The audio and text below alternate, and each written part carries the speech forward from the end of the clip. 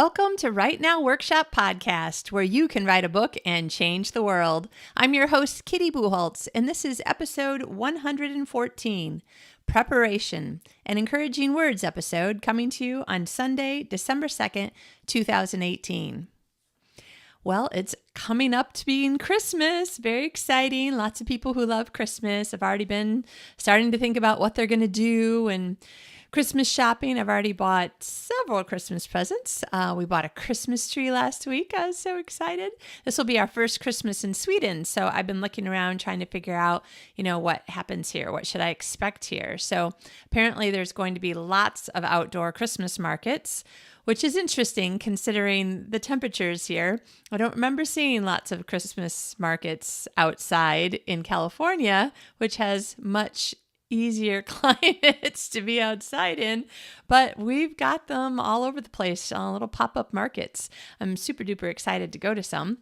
Today is the first Sunday in Advent, so the city lights, apparently, I'm told, will turn on for the first time. All the Christmas lights will turn on for the first time on this weekend. Now, when I'm recording this, it's actually something like Friday afternoon or something. I'm a little confused because I have a whole bunch of stuff that I'm hurrying to rush and do. So I'm like, what time is it? What day is it?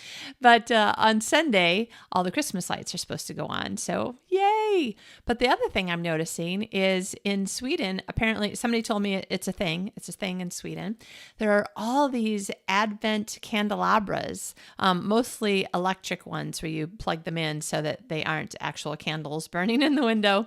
Somebody did tell me about a candle that was left in the window unattended, and it started burning curtains and the window frame and stuff like that. So I'm sure electric is much better. But it's funny. I've lived in Southern California for quite a long time altogether, like coming and going. And I have a lot of Jewish friends, and I've worked with a lot of Jewish friends. And so I'm used to seeing menorahs. And so I was looking at these Advent candelabras in some shops several weeks ago and going, wow, there must be a lot of Jewish people in Sweden. Look at all these menorahs everywhere. They don't quite look the same, but yeah, it turns out not the same. Same idea though, because in addition to Advent, the 4 weeks leading up to Christmas, we've got Hanukkah coming up very soon, later this week or next week. I'm not sure the exact date. Kwanzaa is coming up, and then one of my other favorites, New Year's Eve. Yay! I love New Year's Eve because on New Year's Day, well, first of all, I have to do the whole countdown, to midnight and then the kiss. But also, we really always have this tradition. We've moved so much, we don't have a ton of traditions that we can take with us all over the world. But one of the ones that we do is on New Year's Day, we sit in our pajamas and make lots of delicious food. And we watch at least 3 movies in a row that are part of a series. So like Star Wars series. And then at one point we watched the first 6 Star Wars. So that was a long day. And then a few years ago, we were like, let's watch the Harry Potter series. But it's 8 movies. So we actually had to watch 4 movies on New Year's Eve and 4 movies on New Year's Day to get through all 8 movies. So this year we're having people over. I'm sure we will probably only stick to 3 movies, but I don't know which 3. What will it be? Will it be the 3 new Star Treks? Will it be 3 of the newest Star Wars? Ones that we haven't seen, 132 times, though I have to say episodes 4, 5, and 6, it's totally fine to see them 200 times.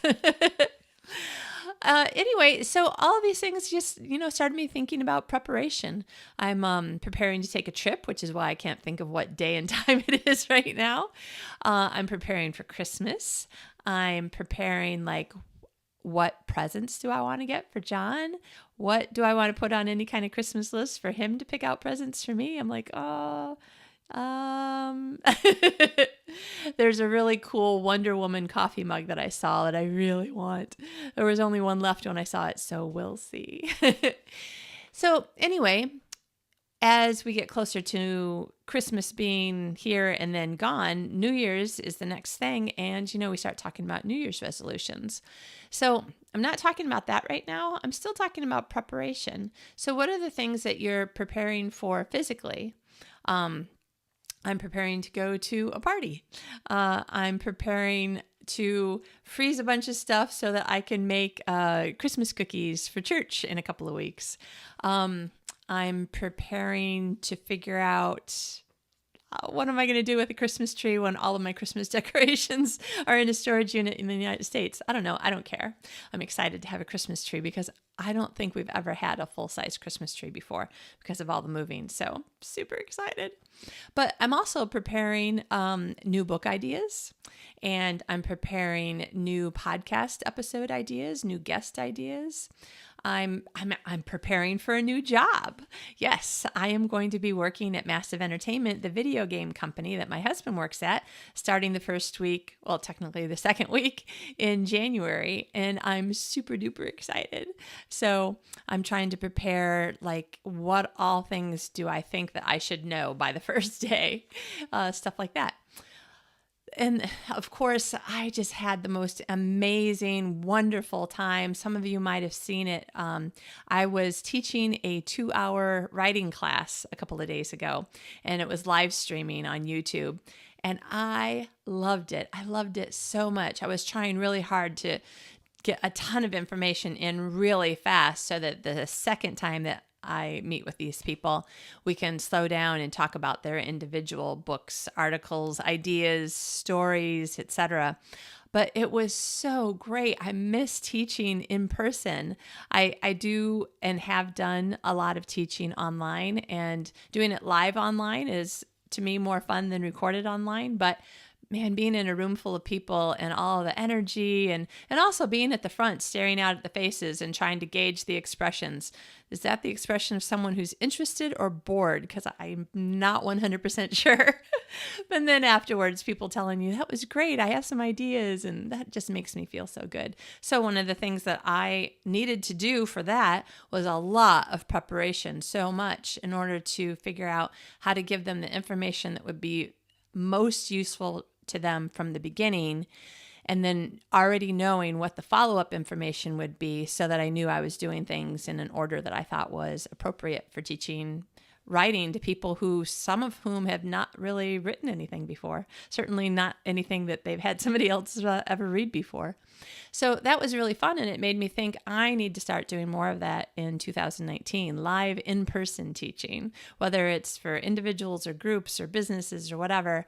I just love it so much. And, you know what you're good at mostly, and you know what you're not good at mostly, and this is something I'm good at. So lucky me, I really like it and I'm good at it. So now that I'm not moving around all the time, I really want to do more. Well, what kind of preparation do I need to do in order to get that onto my calendar? Because there's a difference between having a goal and not doing anything to figure out how you're going to achieve it versus getting prepared to work on a goal of something that's really important to you. Right now, something that's really important to me is having a calm, peaceful, joyful Christmas season, seeing friends, eating a lot, but also exercising enough so that it doesn't become a problem. I need my clothes to still fit by the time New Year's gets here. What else do I want to prepare for?